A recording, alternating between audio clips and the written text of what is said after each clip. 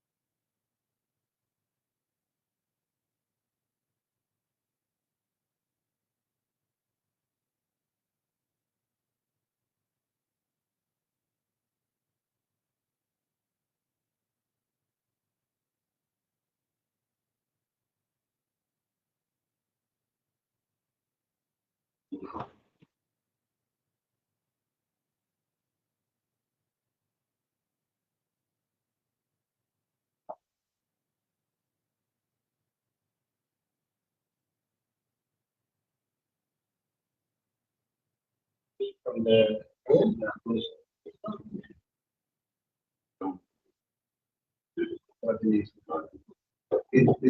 okay.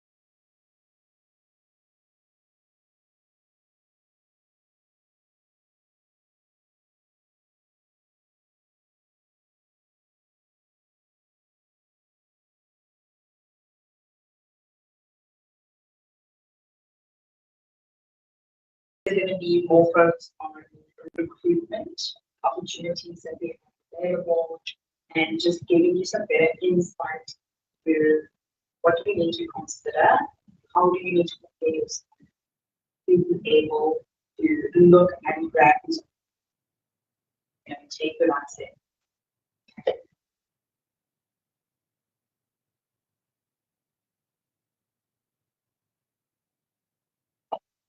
So, Paul, I'm going to go and take So I'm Paul Dizon, and I'm the Dizon Associates. I'm an immigration specialist based in Melbourne, in Australia. I've been in practice with immigration, been practicing for over 15 years now, and initially moved this. And about 6 years ago is then we started looking to the skill shortage around the COVID period, and then there was a cry out for skilled workers in Australia. So and then that's where we expanded into international recruitment.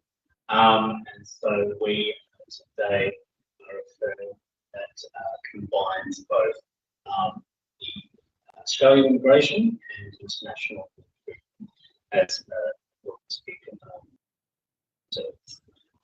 it is a work to employers.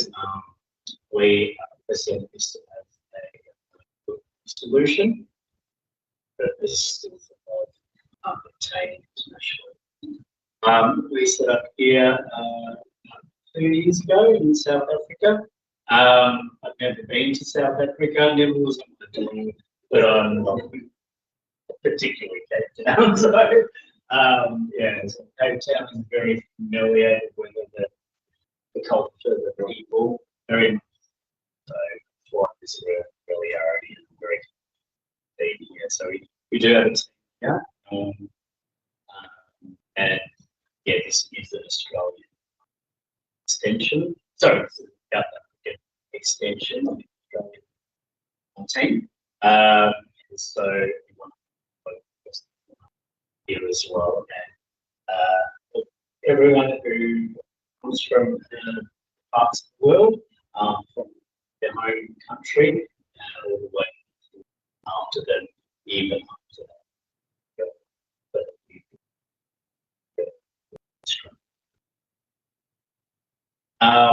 But yeah, that's a little bit about.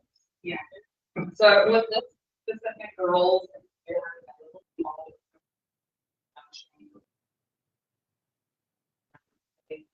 and they focus on looking for opportunity. So they're not limited to just Australia, but they have amazing talent that they do everything else on the beginning to end, whatever they can assist with. They want to ensure that some candidates get the knowledge that they need to also make an informed decision.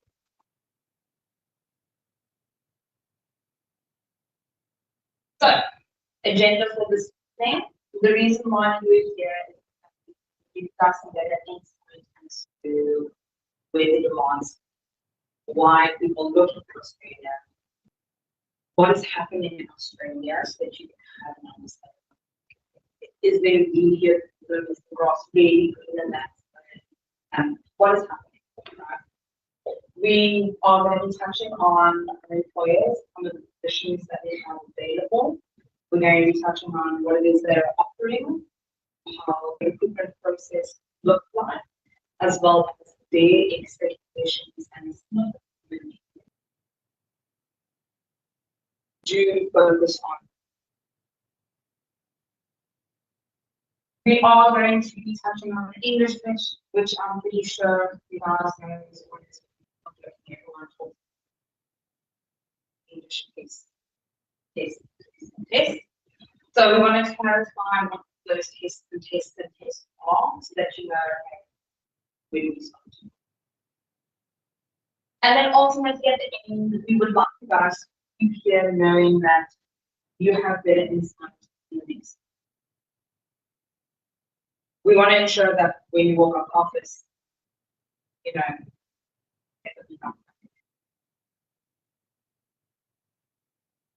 so trainings that are in demand, and people can take the lead on this, saying what you see from Australia and what's currently happening in the landscape. So there's certain industries that are high demand, trades, construction, and construction are one of the key big growing industries that are looking at skilled workers from overseas.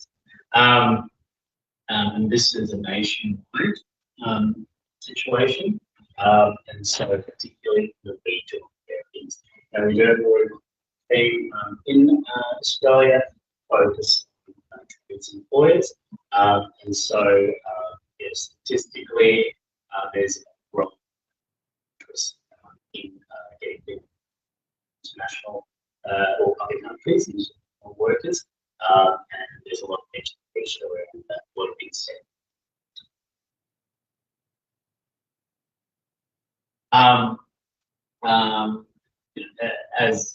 As mentioned, it is a national shortage, particularly not only in the metropolitan cities, but more so in the regional towns. So the opportunities are there. And so any person who is in this industry with a good amount of experience is likely to have some sort of opportunity or pathway.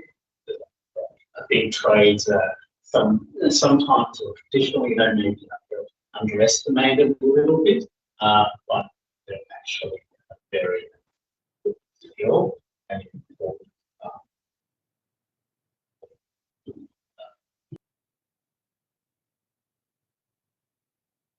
Also, walk bigger, which doesn't do justice, obviously. And their economy is growing. As urbanization increases, they are growing into places where they weren't historically people, there wasn't any infrastructure. So as it continues to grow, they obviously need the people to support. Okay? With those people come their families. With those families come kids. With those families come classes. Those classes have their own individual skills that they bring to the economy. Those kids themselves need education. So where there are kids that need education, schools need to be built. Where schools are built, teachers are needed. Where there are people, and doctors are needed. And it's a very broad and simple explanation, but as you can imagine, every single bit of growth, there's its own relevant measurement needed to facilitate. Okay? So a lot of space, a lot of growth happening, and they're just not keeping up with it. And as Paul said, trades is often an industry or a skill that is overlooked. People think it's fully work. But then you sit in a position of a lot of first world countries require those because no one in their own country wants to work. So it opens up those opportunities for you where you feel perhaps in South Africa or Southern Africa, the opportunities don't exist here where you look. Now, we're going to touch on some of the employers that we have. We are currently recruiting in 3 industries where we're focused. So within the automotive industry, we have employers across the country. The employers that we are working with, they have growth in place. So it's not just fantastic. There are, for instance, 3 roles available today. It is part of a great scheme in terms of employment opportunities that you use. So to give a perspective as to how we work in our recruitment sector, the division in Australia, we don't work where you give us your CV and we're going to necessarily find. For us, it is more important that what you as a candidate require is also met in terms of what the company. So we want to build long-term relationships with employers, knowing that if you match you with an employer, your career plan, there is room for longevity. There's not room for growth. It's not just about career and job but please, I deal and who can attest this, I deal with a lot of things on a weekly basis that people are taking a job in, people are taking a job here, people are taking a job there. It seemed like the right choice because it was a job in hand, but now I realize I take my family with. I don't have enough money for them to qualify for specific visa. When we look at recruitment in isolation, when you think about it just because of a job, you should get it off the reason why for the job. That is why we want to ensure that the decisions we make hold those important elements to account and fit that skill, not just pretty soon it's not just about a job, right? It's about what the job is, about what the future is. Okay? That's just following on from that. It's important to understand that we, our service is already service is focused on employment. So we have a number of employers across Australia, and we continue to build that portfolio, and we get understanding of that business, culture, the location, the workplace, and then ensure that the right people fit and aligns. And it's our responsibility to ensure that the needs or the expectations of the employer as well as the candidate are met, because the last thing you want to, even though as I said, the job's a job, it isn't just a job. You know, you are operating from this country and flying the world, and you want to make sure this works. It's a long term strategy. It's a long term. It's a long term situation. And you know, the last thing that we want to be put in place in a foreign country, in a business that you don't want to be in. That makes sense. And so, even though we don't charge candidates for finding, we don't say, oh, we're going to put a job for you and stuff. It's amazing. Hopefully, like, someone will give you a job. We present the employers to you and also work with you to ascertain whether it's fit. And this is the type of job, employer, and location. Sorry, something I forgot to mention at the end. So I'll it is the last question. Then you guys as well will have a little bit of discussion at the end of the question. There is no question, but it's a question. If it is something that bothers you and it stands in your way of understanding and wanting to questions. Don't ask me about prompts and how to get them on the plane. But aside from that, I'll try my best to answer it. So again, Michael mentioned it is yes, fantastic jobs, but again, there's a great respect. Okay, so ultimately, the ideal world is to secure success and not just Now, automotive industry, there are multiple locations around the country. They are currently recruiting trailblazers. They are currently recruiting everybody. They are vehicle engineers, very nice. Yeah. And then I'm just going to touch on the industries and the jobs first, and then I'll show you guys in terms of what is offered. We've got within the agricultural industry as well, there's degree attendance, and a lot of people are interested because US farm, and the farm is a farm is a farm, the farm feeds everyone. Okay, different types of farming, there's different. So yeah, we're looking for degree attendance. Your skill is unique to you. Just because you specialize in your area and it is undervalued, yeah, don't think other countries. Skill is the skill. Okay? Not just anyone can walk the street and do what you do. So when you consider a job abroad, Australia, don't have the mindset of no. You have built years of experience and you know exactly what to do. Do that. Construction, we have positions for partners and joiners. Well, as well, there's more roles with this specific company, but they've started with. When you're looking at wanting to make a move through a trade, unfortunately, I'll say that this if you want South African passport, Zimbabwean passport, Indian passport, Filipino passport, there's a list of a lot of countries. If you hold nationality from those countries, you need to do it manually.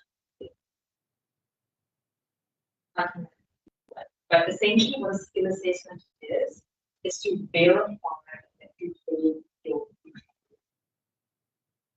While they do still recognize your genuine talent, your red skill, those things, they see it, they recognize it, they respect it, but they want to ensure that there's no gaps in knowledge, there's no gaps. Very compliant base. So ultimately, they just want to ensure that at the end of the day, you're not going to hurt yourself or hurt. So this assessment, what it does, it verifies those skills according to their standards. The government wants to. Not necessarily employee that wants to get, it does safeguard them because you can check GPT CV, you can practice what that needs to do. But ultimately, this is a safeguarding tool that they use. But more important than that, your client. Okay. So if you go and speak to an employer tomorrow, whether it's ours, whether it's someone else's, and they say you're the next best thing after someone's read, you don't have to get assessment. They can't get it there. How are you making? Okay. So that is where it becomes important to understand immigration or the migration laws policies and how you position yourself. You don't meet the requirements if you're not in the rules. But some of the employers that we have are covering the cost of the assessment. Based on some of the lease is the expensive exercise. So we do have these specific employers that are willing to assist with that, given they're happy with the interviewing process and feel that, you know, the right move for both of you, you've chosen to sign the job offer and you understand your obligations.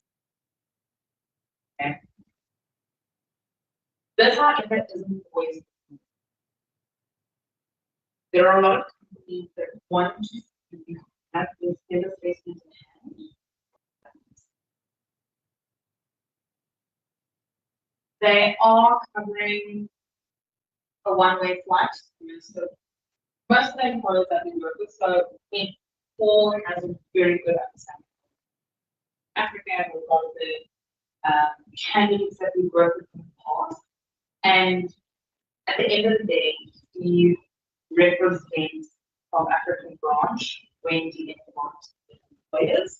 So he tries to give context to companies that may not.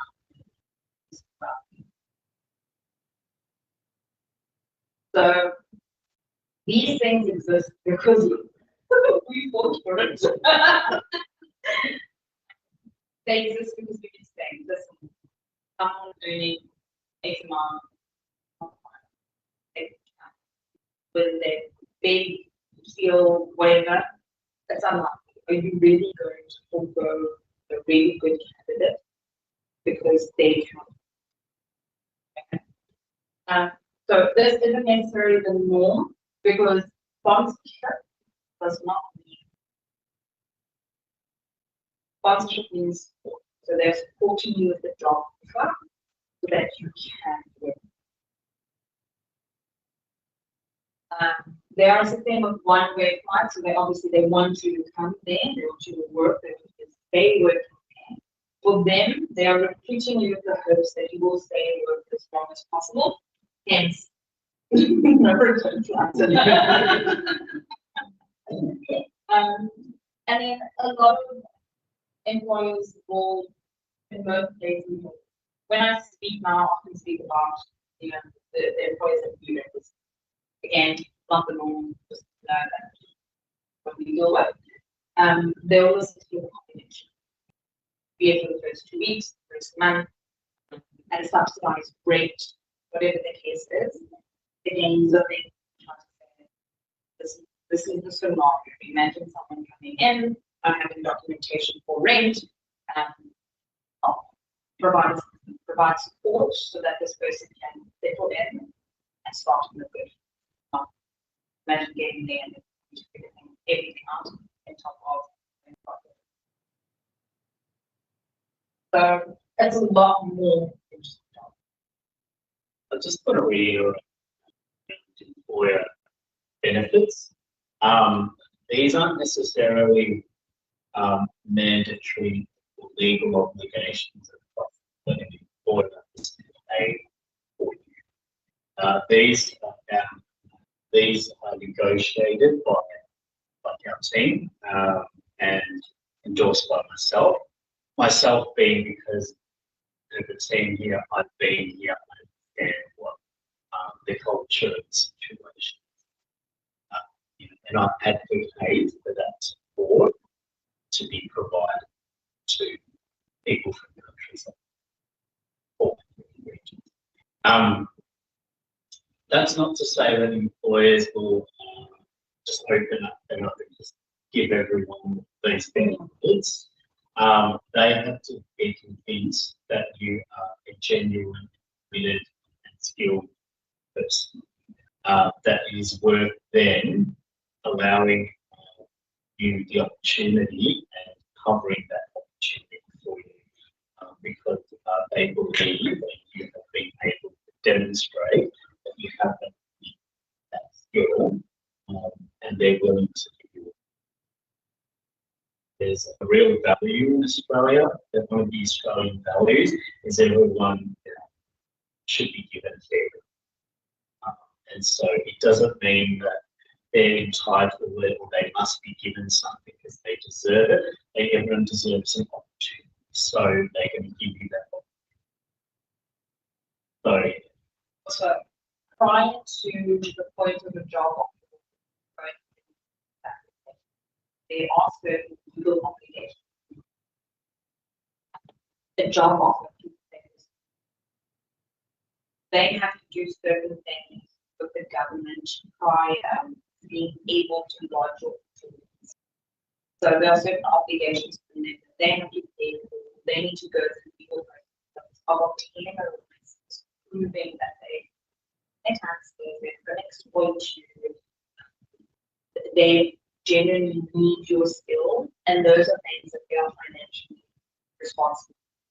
So by the end of the day, they get to the point of actually need to put the visa application in. They've already spent $15,000. So on top of that comes this cost. Okay. Also, the services, there's no guarantee that services will be positive. They have to be paid. So again, the risk exists. So it's about just understanding. It's not about going being dated or whatever. It's just about understanding the risks and playing games. At the end of the day, as well, ultimately, then 2 will cover something. Your English tests, police clearances, medical things, the smaller thing. Family members, there's costs for bringing the visas for your family members, and we don't believe that that's an employer's obligation. Whether you have no family, 1 child, 10 children, your children and your spouse is not an employer's responsibility. So, in my opinion, and his opinion, that should be. So it is your responsibility to be able to cover your families, and they'll be willing to endorse your family.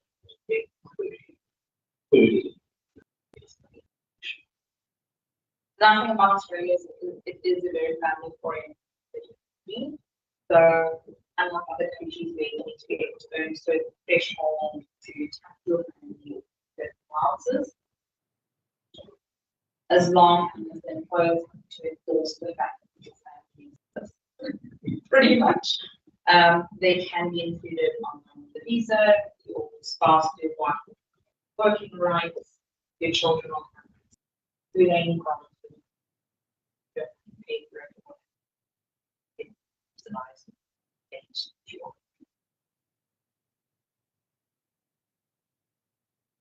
So we want to touch on the recruitment process and what happens with you. Okay. So it starts off with an initial screening. Okay. If we see that there is an opportunity for you, you need the guide, whatever recruiting for, we'll do an initial screening. With that initial screening, the most information gets passed along to Australian who's being asked where they will then have a question. It's more so just a double check in case myself or this other missed anything. It's important for us to know what. It's important for us to know if we have. It's important for us to know if there is any medical concerns that you are aware of. It's important for us to know if there have been any criminal convictions or anything that you are perhaps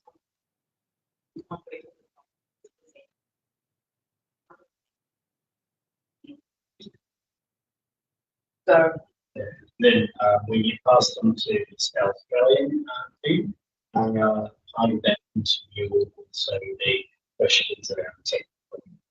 So it won't be necessarily just okay, what's work experience, what have you done?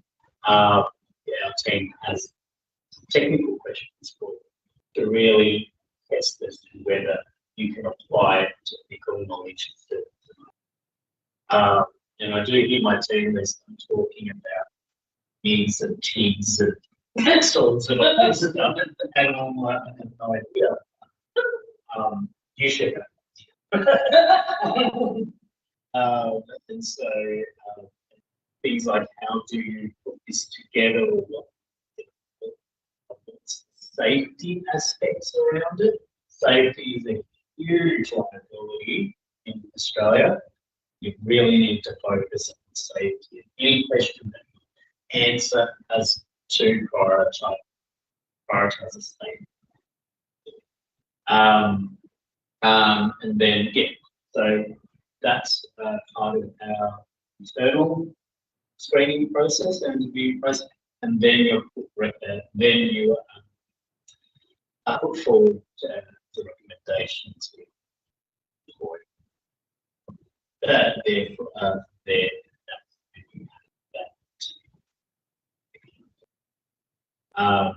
once, and the employer may require, will have obviously scenario situations, similar questions that you've already been asked during the first two interviews that got through with our team. So by the time you get to the employer, you should have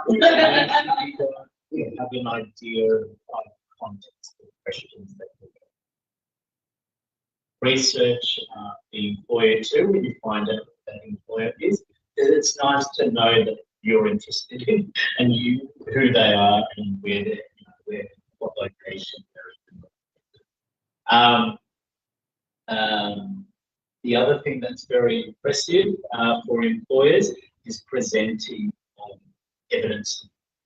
So if you've got photos, if you've got videos of the work that you produce, or some of the procedures you undertake, or some of the tools that you use, whatever it is, that's always a good thing to present to employers.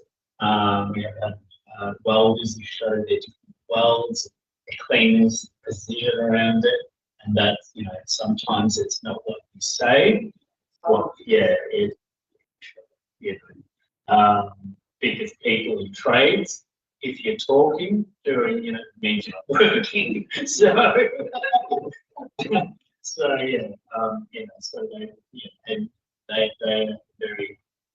they want to see it. Then if all goes well, then you will usually within a week or two, you will do the outcome interview, and then you'll be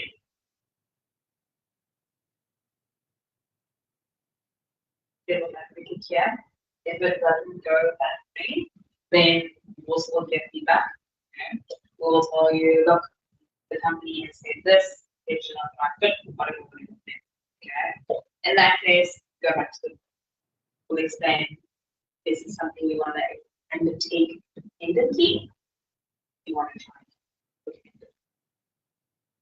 What do we do? Okay. We get a job offer then allows us to receive the application and available work that needs to be added. Give us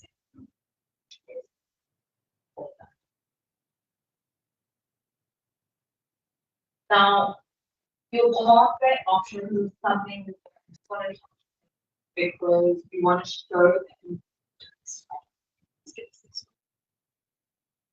while skill assessment and English test is something that is required for the work visa, it opens up a pathway for you to apply. So if you have the thought of perhaps Australia is something you're doing your family long term, you can apply for it. The reason why employer sponsored pathway is something a lot of people look at is because there's the option that is the early route, whereby sometimes it's not necessarily Australia's unemployment rate, I know going to talk about your card comparing to it, but ultimately the availability for jobs is not the issue because you don't have working. You don't have working rights, doesn't matter if the people are dying there, we need your skills. You don't have those great rights that you can watch them. Yeah. What the employer sponsored pathway does is that the employer goes to the government and they say to the government, your skills are in demand, we have a job offer for you and we're willing to support you so that you can obtain the work rights you need to work for them. But on the other side is a pathway called the skill migrant pathway, where your skills as tradespeople is enough to get open the rights to live, the rights for your kids to have special care, the rights for you guys to live there forever and one day. Not to say that you have to go there and look for a job. You're applying for the that point, you can literally go on LinkedIn, get users, go click, job right, yes, job right, yes, job right, yes. And then you'll see how many people contact. You don't have to go through all the hula loops and the red tape and sponsorship isn't just about finances. Yes, it costs a lot, but there are a lot more headaches, liability, responsibility that so just that you understand it isn't all.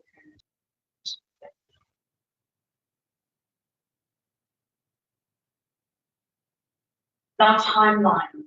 This is also an important thing to touch on, and also why employers like the skill assessment itself sometimes takes between 4 months to 8 months to 10 months to complete. So, at the time that you are considering this important viable route, you need to start getting your everything in place. So that if you need to go the route that you are confident, you know that you think that requirements of the employer, and you will fight for them to financially assist you, that you've got to those documents together. Weekly. Okay. Because the assessment takes that long, we have to have an assessment completed before we can put the visa application in. And the visa application is so on the first time they need you to once you're on shore, they're not even thinking that's not what you're going to do. Okay. So we want to ensure that these are the right steps. Take care, informed, you know what is required, you know what you're doing.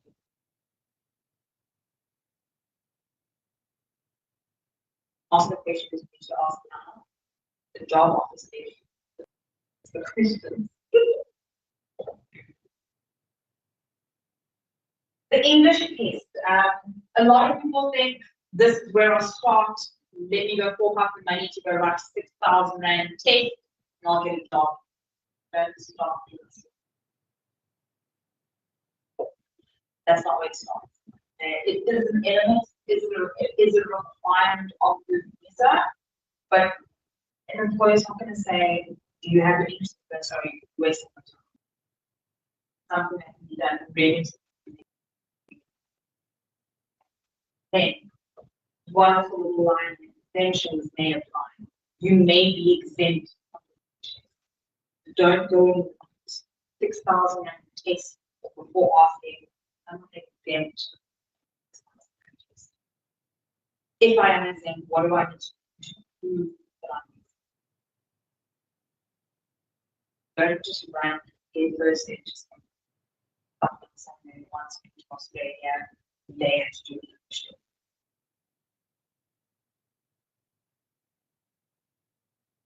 The skill assessment, as we mentioned earlier, it's really just a process of recognizing your skills according to their standards.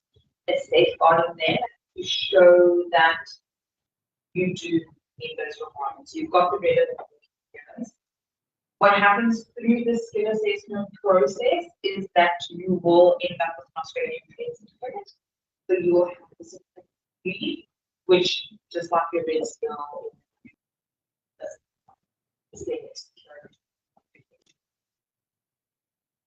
However, the assessment documents for migration purposes, those are valid. So any of the documents that you need to do in order to use for residency, in order to use for that working visa application. Just to give you an idea of how skills assessment works, there's 2 parts to it. First one is documentation. So they will assess all your employment plans. Paperwork is annoying. Paperwork is lost. Paperwork is not, one of the best things that we like to have.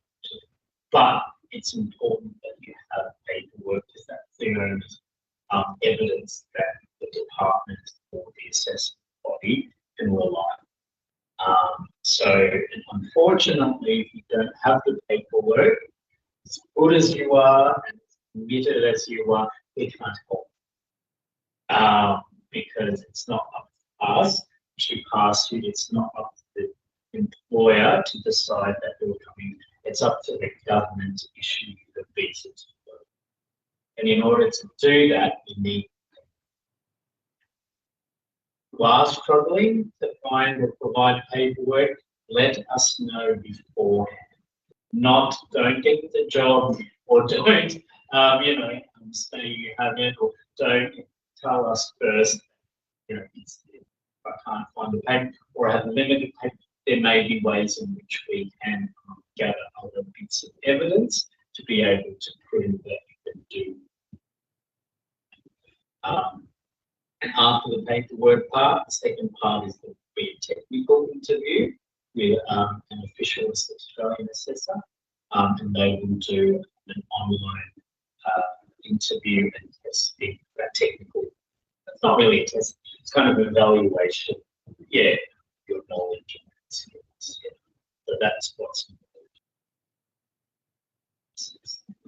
It's not the test to stand on. It's really just a process of showing, listen, I'm claiming I can do this. Here's the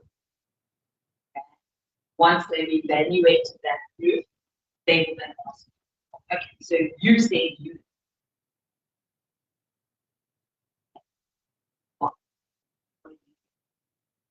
Not a situation where they want to trick you, or confuse you, or they just want to verify the evidence you put forward. Can you make sense of it?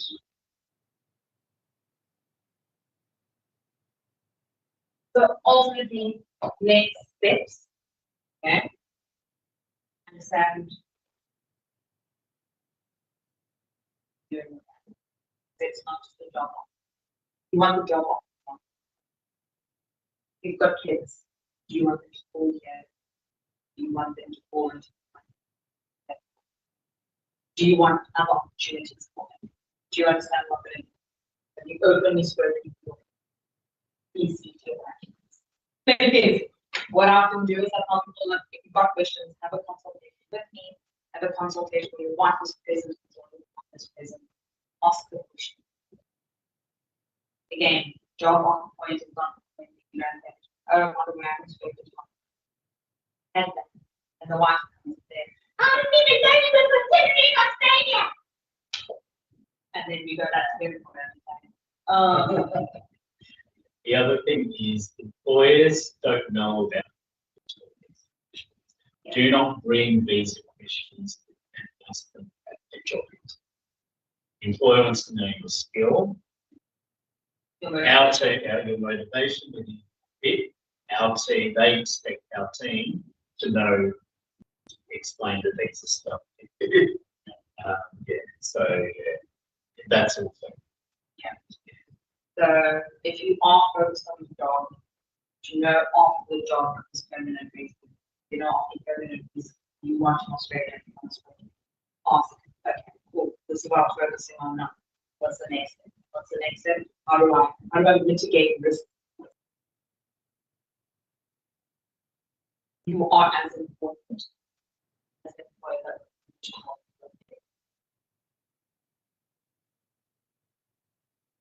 Now, after that, you book a consultation with us, a consultation with Talent Global, understand what is happening, ask your questions. And from there, start doing your documentation.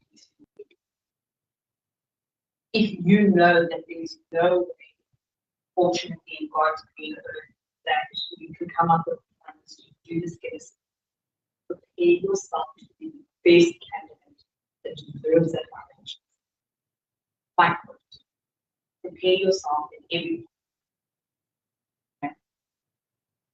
And then start preparing for the English test if you are not exempt. Ask the questions that you need to ask for it so that you can get. That just a lot of details. But yes, I don't know if you guys have any questions questions or give a chat.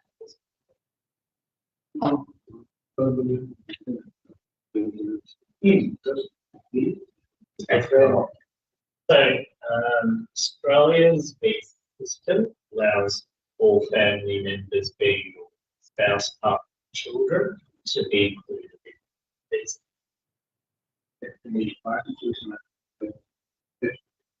Yeah, yeah. So that's also acceptable as a family. So stepchildren, half children,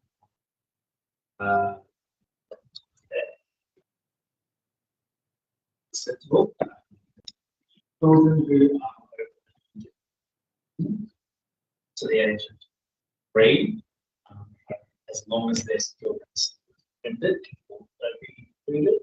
There are, there are provisions that adult children as well who cannot be included: parents, siblings, cousins, aunties, and uncles, and grand. So that's not considered a family.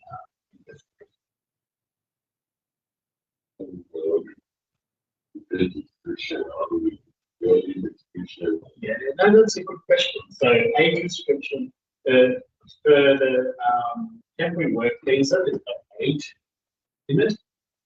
Permanent visa, there's age 45. If you are above 45 years old, you can still get permanent residence. Your pathway to it, your lawyer in regional area. So there's something called the Dharma scheme, or the Dharma program, where lawyers situated in those regions can request for aid.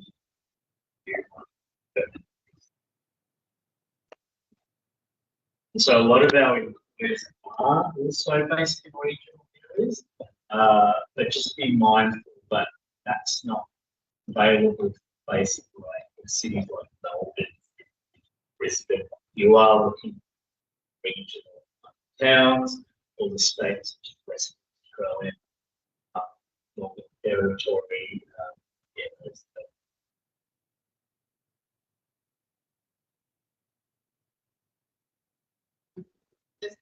Share the advice.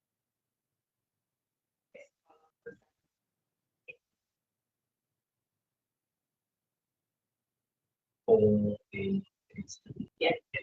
Yes, so the skilled migrant program, the permanent residency visa, you can apply for that anywhere. It can be offshore in South Africa. You can be in Australia. So it's not uncommon for people to continue working in their home country while we're having this independent permanent residency happening. Once they're issued that application and get permanent residency visa, then you make a decision to move over, relocate, and then in Australia.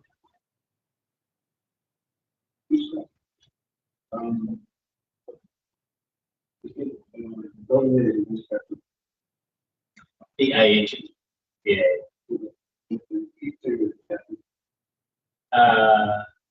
So the main aspect, Yeah, so we need one person for the question of we need to have one person in the family that qualifies for the. So you, for instance, in paid capacity, you would be the main applicant for me. We just need you to apply for your whole family as well. So spouse, kids. Meaning we say, I know communities from that program. Yeah, no, We'll see the future. right. So you as the main applicant have to qualify. If you don't qualify, none of your family. Yeah. Unless your families or your wife or your children grow up and get their own permanent residence.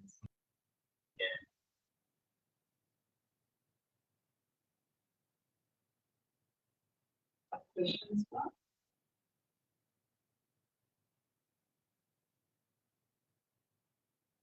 Well, we sort of thank everybody that.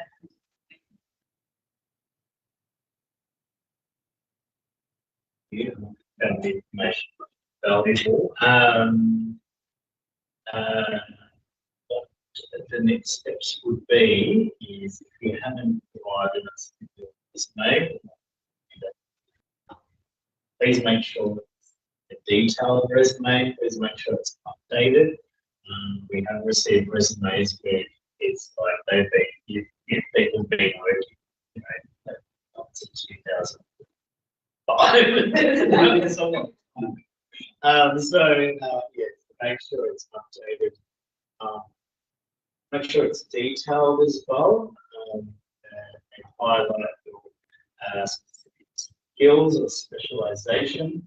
But sometimes people assume that, you know, the person who reads it or knows that job is. Just make sure you elaborate. Yeah. Or I know that there have been some issues, so if there's any questions, reach out.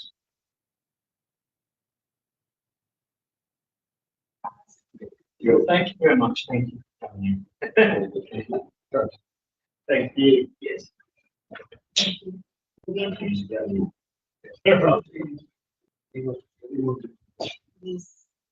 That's perfect.